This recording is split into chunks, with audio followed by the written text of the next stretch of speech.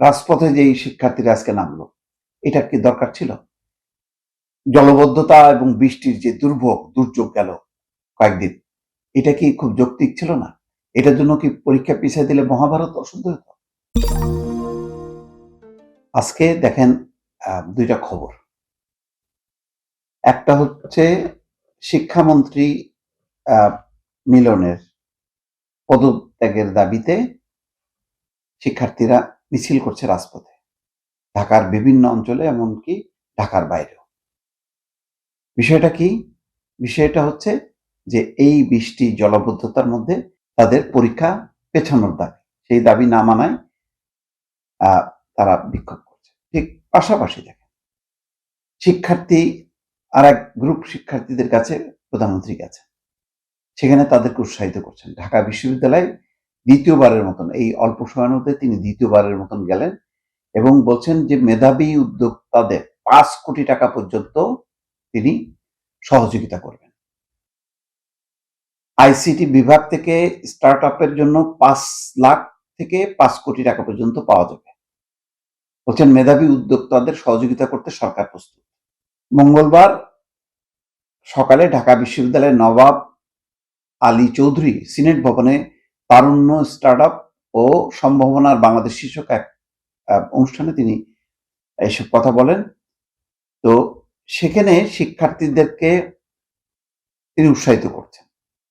এটা ভালো উদ্যোগের পাশাপাশি যখন অন্য দল শিক্ষার্থী সরকারের শিক্ষামন্ত্রী আনম এহসানুল হক মিলনের দাবিতে রাজপথে মিছিল করছেন এবং বিভিন্ন প্রান্তে।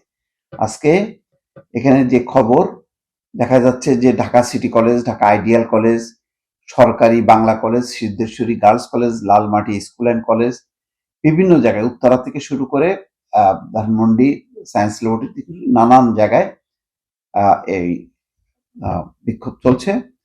টানা বৃষ্টি এবং জলবদ্ধতার মধ্যে সোমবার এইচএসসি পরীক্ষা নেওয়ার প্রতিবাদে এহসানুল হক মিলনের পদত্যাগ দাবি করেছেন একদল শিক্ষার্থী। এই দাবিতে বিভিন্ন কলেজের শিক্ষার্থীরা রাজধানীর সায়েন্স ল্যাব মোড় থেকে 1 ঘন্টা অবরোধ করেন। পরে তারা টিএসসি হয়ে ঢাকা বিশ্ববিদ্যালয়ের দিকে যান। ভিসি চত্বরের সামনে বেলা 1:15টার দিকে পুলিশ তাদের সরিয়ে দেয়। শিক্ষার্থীরা নীলক্ষেত থেকে টিএসসি গামী সড়কে অবস্থান নিয়েছেন, সেখানে পুলিশ অবস্থান করছেন। একই দাবিতে বগুড়াতেও বিক্ষোভ এবং সমাবেশ করেছেন শিক্ষার্থীরা। এই যে একদিকে প্রধানমন্ত্রী দেখেন ঢাকা বিশ্ববিদ্যালয়ের শিক্ষার্থী মেধাবীদেরকে উৎসাহিত করছেন এবং নির্বাচনের সময়ও কিন্তু চট্টগ্রামেও তিনি এরকম শিক্ষার্থীদের সঙ্গে মিট করলেন। তারপরে এটা কি হলো? এটা যেই রাজপথে যেই শিক্ষার্থীরা আজকে নামলো, এটা কি দরকার ছিল? জলবদ্ধতা এবং বৃষ্টির যে দুর্যোগ গেল কয়েকদিন, এটা কি খুব যৌক্তিক ছিল না? এটার জন্য কি পরীক্ষা পিছিয়ে দিলে মহাভারত অশুদ্ধ হতো? এইটুক কেন বোঝার বিবেচনা করার মানে ক্ষমতা শিক্ষা মন্ত্রণালয় বা শিক্ষা কর্তৃপক্ষ তাদের হইল না?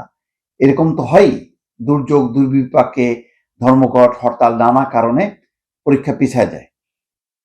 কারণ স্বাভাবিক পরিবেশ তো নাই, যে এইভাবে রাস্তাঘাটে ভয়ঙ্কর একটা পরিস্থিতি। ঘরে না হয় ঢাকায় পানি ঢোকে নাই, কিন্তু কোনো কোনো জায়গায় চট্টগ্রামে ঘর বাড়ির মধ্যে তো পানি ঢুকে গেছে। ঘর বাড়িতে পানি যদি নাও ঢোকে, রাস্তাঘাটের যে পরিবেশ, এটা কি কোনো স্বাভাবিক পরিবেশ?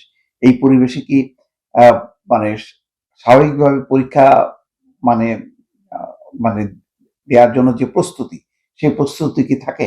থাকে না।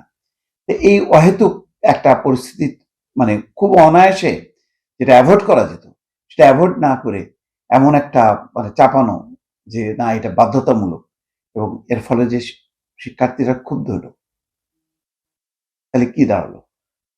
সংশ্লিষ্ট কলেজ কর্তৃপক্ষ কেউ সামাল দিতে পারলো না, সরাসরি স্টুডেন্টরা নেমে আসলো রাস্তায়। এটা ভালো কোনো কাজ হলো না।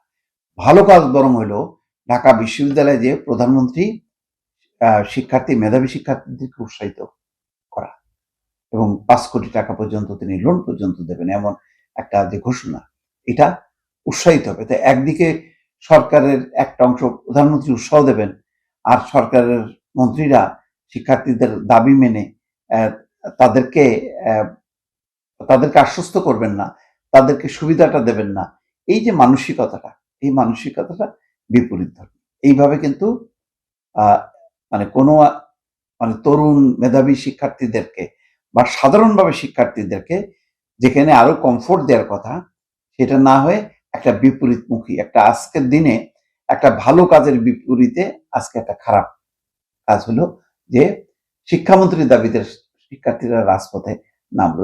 এই শিক্ষার্থীরা এদের মধ্যে একটা গেঁথে গেল যে শিক্ষামন্ত্রী বা শিক্ষা কর্তৃপক্ষ তাদের দুর্যোগ, তাদের বিপদে তাদের পাশে থাকে না, বরং এগুলিকে তারা উপেক্ষা করে।